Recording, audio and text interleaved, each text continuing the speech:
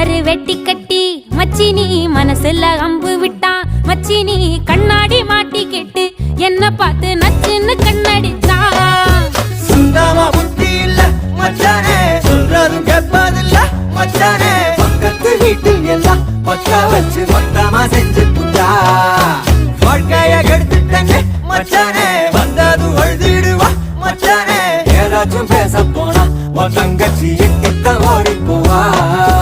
சாவிங்க என்ன பகலிங்க என்ன, உன்னுள்ள வச்சேதான் காப்பானே உன்ன.